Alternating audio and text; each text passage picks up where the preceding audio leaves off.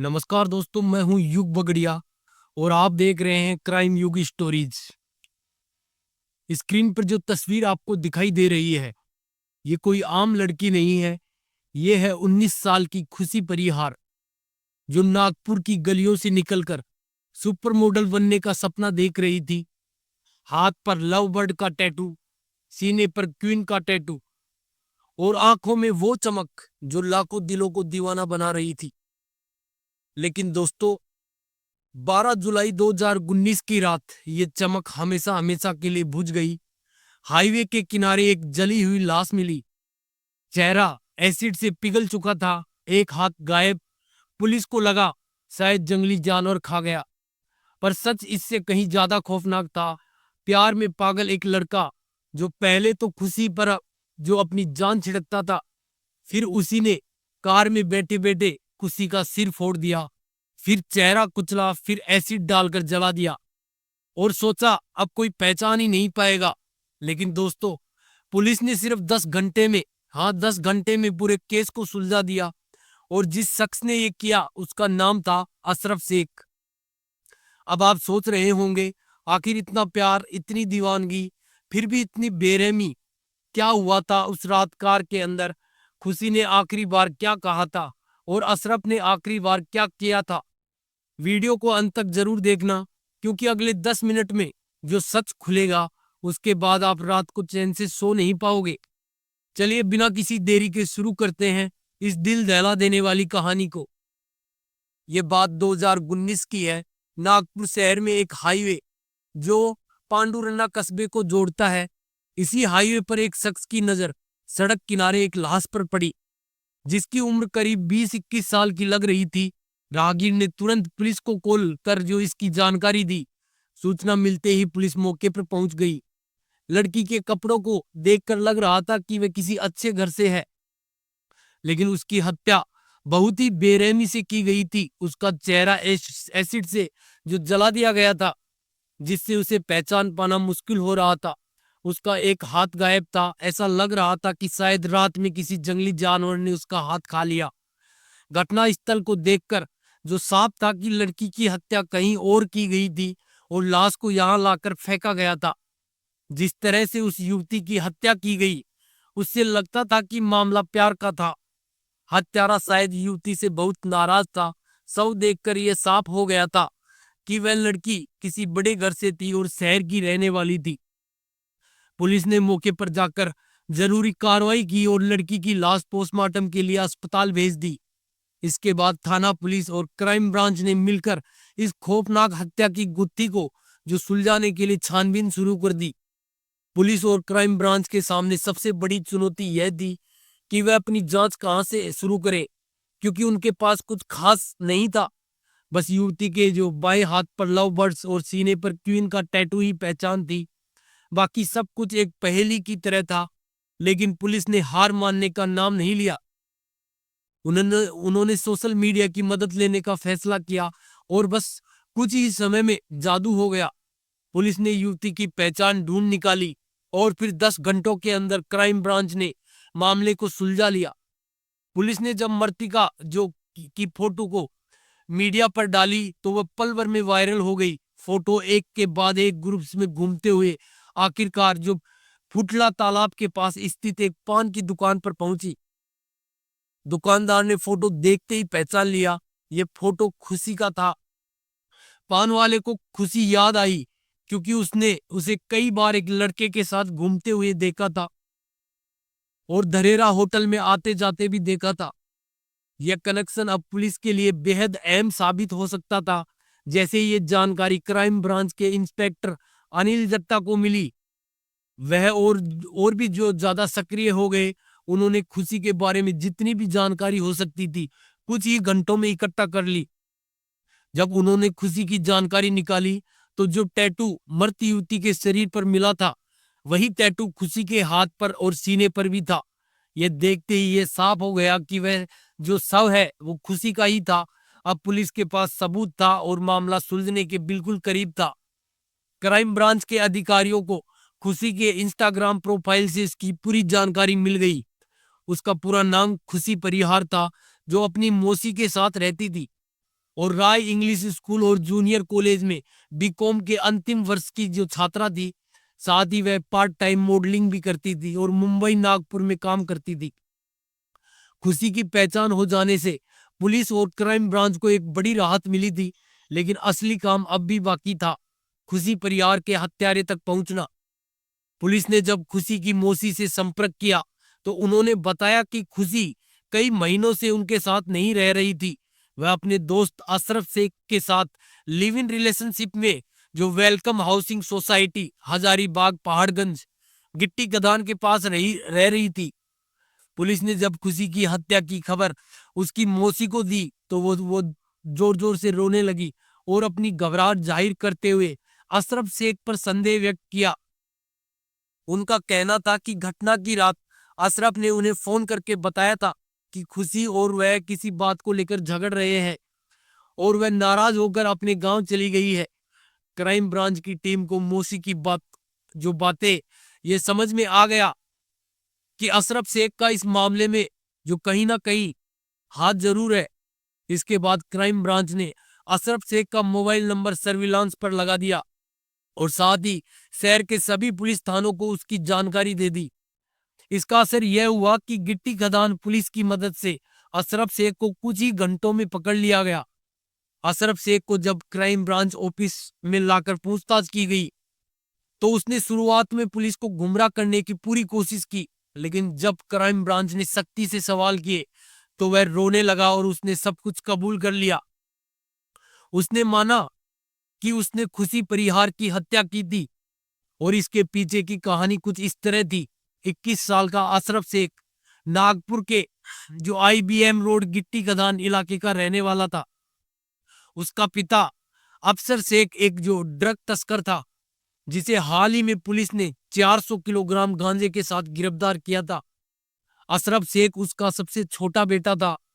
अशरफ शेख ने अपने बेटे जो अशरफ को नशे के धंधे से बचाने के लिए जो गिट्टी खदान में एक बड़ा सा हेयर कटिंग सैलून खुलवाया था ताकि वह किसी गलत रास्ते पर न जाए।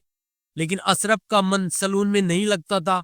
वह शान और शौकत के साथ आवारागर्दी करता था और उसकी कमजोरी खूबसूरत लड़कियां थी। अपने सभी भाइयों में अशरफ सबसे सुंदर और रंगीन मिजाज का था और यही वजह थी कि वह अपने दोस्तों के जरिए शहर की महंगी महंगी जो पार्टियां और फैशन शो में जाने लगा। इन पार्टियां और शो में उसकी जो दोस्ती कई मॉडल लड़कियों से हो गई थी। एक दिन जो फैशन शो में उसने खुशी को देखा और वो उसका दीवाना हो गया। खुशी से और ज्यादा नजदीकियां बढ़ाने के लिए वह उसकी हर पार्टी और फैशन शो में जाने लगा।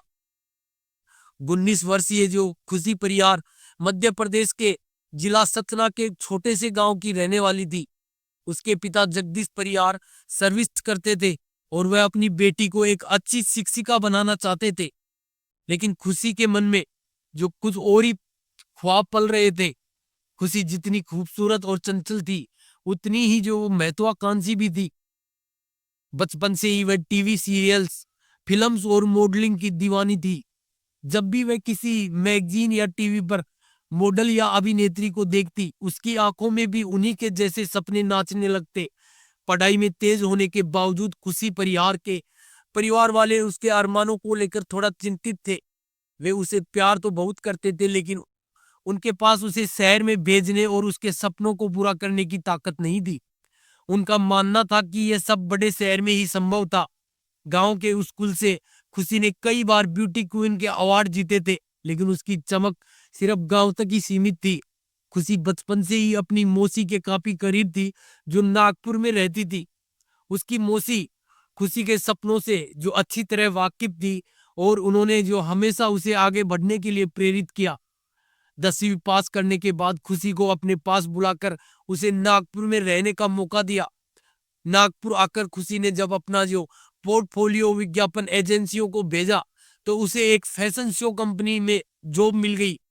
जॉब मिलने के बाद उसने अपनी आगे की पढ़ाई भी शुरू कर दी और नागपुर के एक जाने माने स्कूल में एडमिशन ले लिया।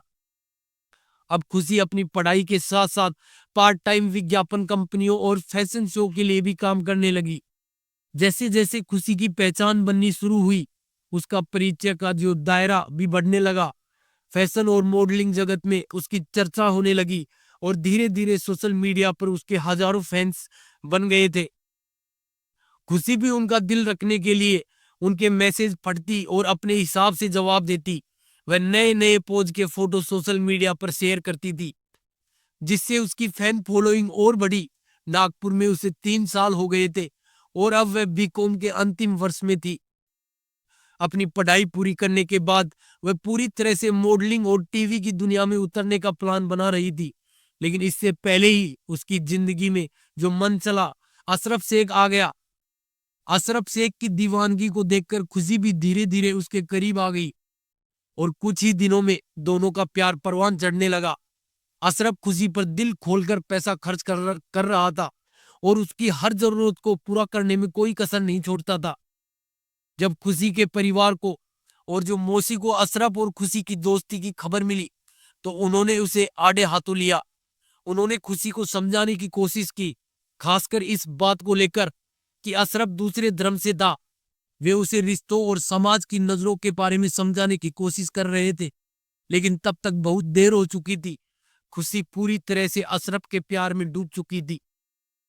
मौसी और परिवार वालों की बातें ना सुनते हुए खुशी ने उनका घर छोड़ दिया और अशरफ शेख के साथ गिट्टी खदान में किराए का मकान लेकर लिव इन रिलेशनशिप में रहने लगी।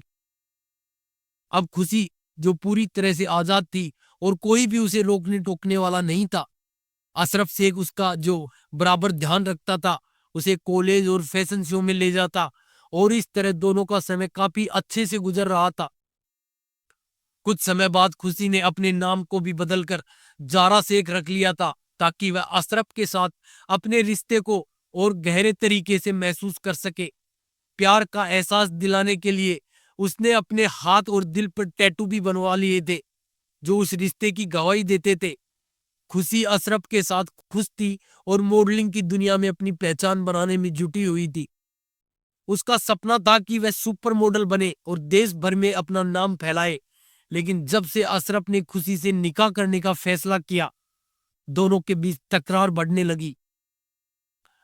अशरफ अब चाहता था कि जो खुशी अपना ध्यान मॉडलिंग से हटाकर घर और परिवार पर लगाए। उसे यह पसंद नहीं था कि खुशी देर रात तक बाहर रहती थी या किसी से मिलती थी।